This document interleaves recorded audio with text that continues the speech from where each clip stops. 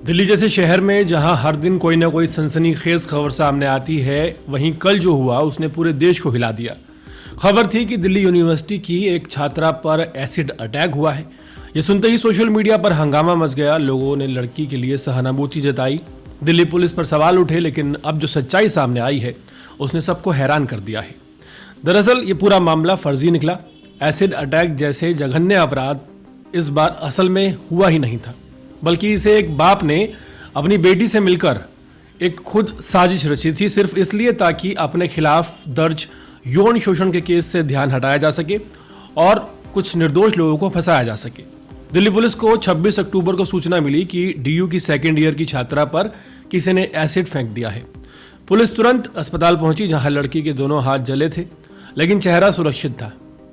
उसने पुलिस को बताया कि जब वो लक्ष्मीबाई कॉलेज अशोक विहार जा रही थी, तभी 3 लड़कों ने बाइक से आकर उस पर एसिड जैसा कुछ फेंका।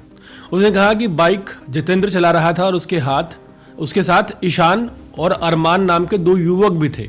लड़की ने यहाँ तक बताया कि बाइक का नंबर क्या था, कौन आगे बैठा था, पीछे और कौन बैठा था और बोतल किसके हाथ में थी। पुलिस को लड़की की ये डिटेल सुनकर थोड़ा शक हुआ। आमतौर पर किसी पर जब एसिड अटैक होता है तो इतनी बारीकी से चीज़ें याद नहीं रहती। पीड़ित लड़की किसी स्क्रिप्ट की तरह पढ़कर उसे नहीं बोलती। पुलिस जब घटनास्थल पर पहुंची तो वहां दीवार या जमीन पर एसिड का कोई निशान नहीं मिला। लड़की के केवल हाथ जले थे, शरीर के बाकी हिस्से पर एक बूंद भी एसिड नहीं था। जब पुलिस को शक हुआ और शक गहराता गया, पुलिस ने सबसे पहले जितेंद्र की तलाश की, जिस पर लड़की ने हमला करने के संगीन आरोप लगाए थे और यह कहा था कि उसके हाथ में तेजाब की बोतल थी। लेकिन जांच में सामने आया कि घटना के वक्त जितेंद्र करोल बाग में था और उसकी बाइक भी वहीं खड़ी थी। उसका सीसीटीवी फुटेज भी मिल गया। बाकी 2 आरोपी ईशान और अरमान आगरा में मौजूद थे। अब मामला पूरी तरह उलझ चुका था। आगे की जांच में पुलिस को पता चला कि जितेंद्र की पत्नी ने ठीक 2 दिन पहले 24 तारीख को लड़की के पिता अकील खान के खिलाफ यौन शोषण और ब्लैकमेलिंग की शिकायत दी थी।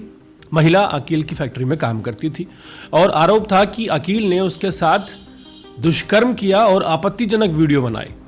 यानी जिस जितेंद्र को फंसाने की कोशिश की जा रही थी, असल में उसी की पत्नी अकील के खिलाफ शिकायत करता थी।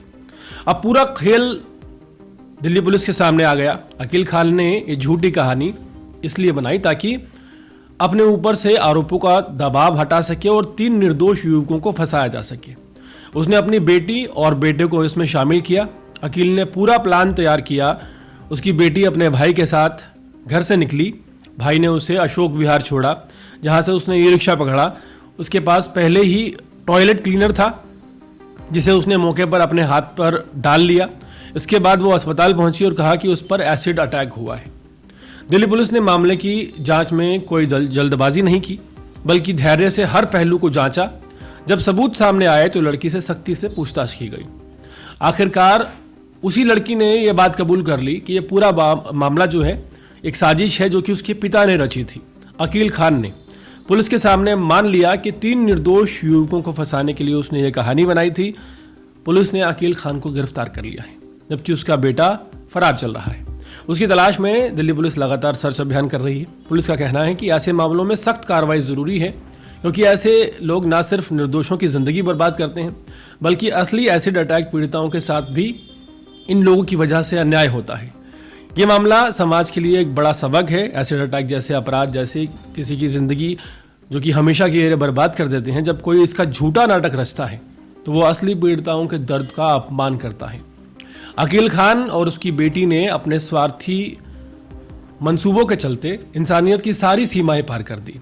जिस पिता को अपनी बेटी की सुरक्षा करनी थी, उसी अकील खान ने झूठी साजिश का मोहरा बना दिया। दिल्ली पुलिस की सतर्कता ने सच्चाई को सामने ला दिया है, वरना 3 निर्दोष युवक कई सालों के लिए सलाखों के पीछे चले जाते। यह घटना याद दिलाती है कि सच चाहे जितना देर से सामने आए, लेकिन छिप नहीं सकता। जो लोग अकील खान जैसे झूठ की दीवार पर झूठी कहानियां जड़ते हैं, वो दीवार एक दिन खुद उन्हीं के ऊपर गिर जाती है, जैसा इस मामले में हुआ।